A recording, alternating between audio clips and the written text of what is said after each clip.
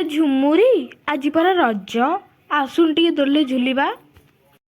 ଆଲୋ, ତୁ ତ ଯୋଉ ଗଣ୍ଡି ଧରିଛୁ ସେ ଗଣ୍ଡିକୁ କ'ଣ ଦୋଳି ସମ୍ଭାଳିବ କିଲୋ?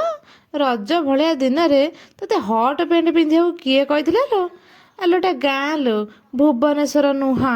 ଆଲୋ ଛାଡୁ, ତୁ ଆଉ ମୋ ନୂଆ ଡ୍ରେସ୍ ଉପରେ ଏତେ ନଜର ପକାନା। ଏଇଟା ପରା ମୋ 7 ନମ୍ବର ବୟଫ୍ରେଣ୍ଡ ମୋତେ ଗିଫ୍ଟ କରିଛି। ହଉ ଚାଲେ ଦୋଳି ଖେଳିକି ଆସିବା। ହେଇ ଛତରଖିଆ ଟୋକା, ଉଠ ଏଠୁ। ରଜ ଭଳିଆ ପରବ ଖାଲି ଝିଅମାନଙ୍କ ପାଇଁ। ସବୁଆଡ଼େ ଦେଖିବ ଏଇଭଳିଆ ଡିମିରି ଡିମିରି ଛୁଆ ଦୋଳି ମଝିରେ ପଇଥିବେ। କହିଲେ ତାଙ୍କ ମାଆ ମାନଙ୍କୁ ଘୋଷାରି ଆଣିମି। ଆଉ ସେ ଯୋଉ ମାଇକିନା ତାଙ୍କ କଥା ଛାଡ଼।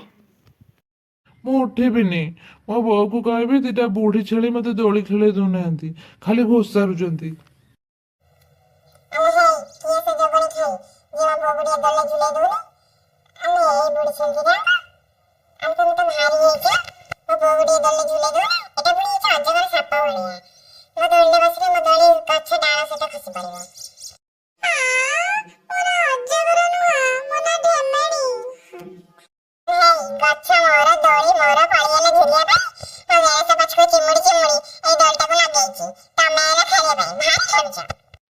ଆଲୋ ଏ ମାଇକିନା, ତୁ ତ ଭାରି କଥା କହୁଛୁ ଲୋ।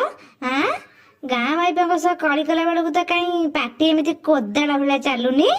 ଭାବୁଛୁ ଆମେ ଛୁଆ କ୍ଷୀରା ପିଉଛୁ। ଆଲୋ ଆକୁ ଦେଖୁଛୁ, ଘୋଷାରି ଆଣିକି ଚଢ଼ିଯିବ ତୋ ଉପରେ।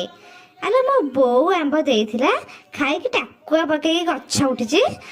କହିଲା କଣ ନା ଗଛ ମୋର, ଯା ପଳା ଏଠୁ।